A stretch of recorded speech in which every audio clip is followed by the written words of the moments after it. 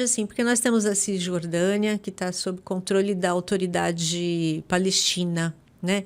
E a faixa de Gaza, que está sob controle do Hamas, que querem dizer é um grupo terrorista. O ato, como dizia o Reginaldo Nasser, classifica o terrorismo como o ato. O ato que eles cometeram foi terrorista, mas não necessariamente todo o agrupamento é terrorista. Eles têm deputados, tem, né, uma série de... Tem um braço político disso, e controla a faixa de Gaza. Aí eu queria saber um pouco assim, a diferença de cada um, porque eles foram eleitos, né? O Hamas foi eleito. Eu acho que a partir daí é que começa esse cerco, esse muro em torno da faixa de Gaza. Quando que realmente existe essa diferenciação, sabe, entre Cisjordânia, que também são palestinos oprimidos, tem que passar sob controle, né, para Israel, essa coisa toda, não é diferente, mas a faixa de Gaza a opressão é maior, né? E me parece que a resistência, os grupos ali de resistência, como é que ficam os movimentos árabes, né, ou palestinos de resistência?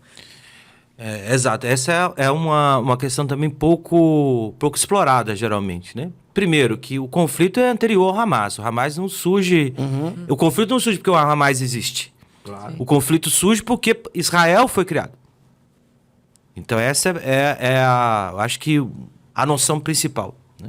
E o Hamas, ele é mais uma das organizações de tantas outras que já existiram. Que existe. E que existem entre o povo palestino. Já teve o Partido Comunista, já teve partidos nacionalistas, já teve momentos de políticas completamente diferentes. Por exemplo, o Fatah já foi... Que o Fatah, para quem não sabe, quem nos ouve não sabe, o Fatah era a organização criada pelo Arafat. Que era uma organização de resistência. Guerrilheira. Guerrilheira. E que eles unia tanto setores mais à esquerda, quanto também um pedaço da burguesia. Burguesia também. O Arafat era da burguesia palestina. Então, assim, e era um movimento guerrilheiro. E depois outros grupos vão surgindo, como a Frente Popular de Libertação da Palestina, que já era uma tendência marxista, leninista, guevarista, né? Então, é uma outra corrente. Você tem essa dimensão, isso também é importante para essa sua questão, Eneida. Então, se eu só colocar um elemento aí, por exemplo, Sim. porque nessa discussão, porque hoje o Hamas dirige a faixa de Gaza. Sim. E a autoridade palestina dirige a Cisjordânia. Israel, ele tentou dividir a autoridade palestina com o Hamas para justamente não ter unificação, para tentar, para reforçar, para fortalecer o posicionamento de um Estado palestino. Isso é real, isso aconteceu desses últimos tempos todo.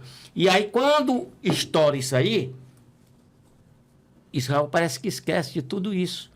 Porque ele fomentou uma discórdia entre a autoridade palestina e o Hamas para justamente não ter uma liga que fortalecesse uma criação de um Estado mais forte palestino que fosse ser uma resistência contra esse posicionamento de Israel. Sim. Quem interessa, né, o ator mais interessado que esse conflito, porque eu nem chamo de guerra, porque guerra pode dar a impressão para quem está nos ouvindo, nos vendo, que são dois exércitos se confrontando, não tem isso, né? Não. Existe um povo completamente oprimido dentro de uma prisão, lutando contra uma potência militar. É isso que está... Tentando sobreviver. Então, o que está mais parecendo realmente, que a cena, o elemento histórico que pode ser paralelo a isso é o gueto de Varsóvia. É quando judeus famélicos, confinados dentro de um bairro em Varsóvia, confrontam a máquina de guerra nazista. É isso. Então não é uma guerra. Né? Não podemos. A assimetria de forças é muito grande. Boa né? começa. Porque nós temos que disputar, Biga, a imagem. Por exemplo, se a gente fala ocupação de Israel. Quando eu falo ocupação de Israel, o que eu tô... Isso, gente, nossa, gente, às vezes... Não, porque ocupação significa que o lugar está desocupado. Eu vou ocupar, não é isso? Isso. Não, é uma invasão. É uma invasão. Os territórios ocupados são, né, chamados ocupados, foram invadidos e estão sendo colonizados. Na Cisjordânia tem 300 mil colonos judeus. Inclusive, a política de Israel tem sido colocar colono na Cisjordânia. Cisjordânia direto. Contrariando resoluções da ONU, contrariando todo mundo. Eles são os únicos que não levam a sério. Até porque eles estão respaldados pelos Estados Unidos e estão se lixando para as resoluções da ONU. Mas eu quero voltar aqui a uma ideia anterior. O ator nesse conflito mais interessado em transformar essa tensão em uma questão religiosa é Israel.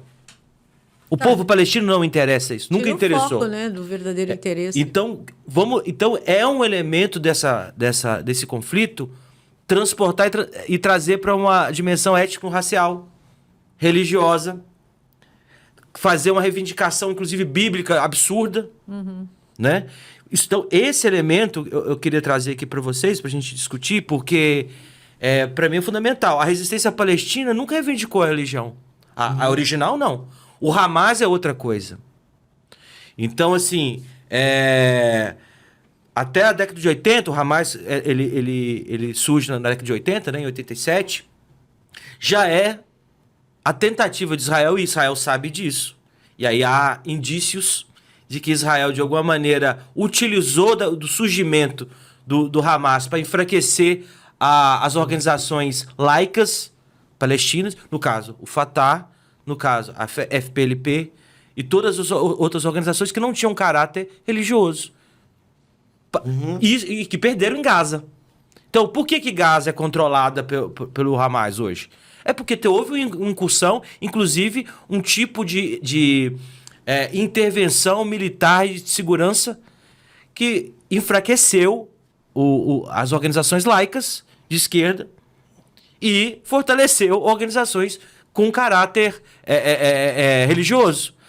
Falar que o Hamas foi feito pelo Israel, eu não tenho essa informação, né? Mas o fato é que ocorreram prisões nesse período da década de 80 e início da década de 90, né? Prisões, repressão e assassinato sob lideranças das organizações laicas de uma maneira muito maior do que das organizações religiosas, político-religiosas.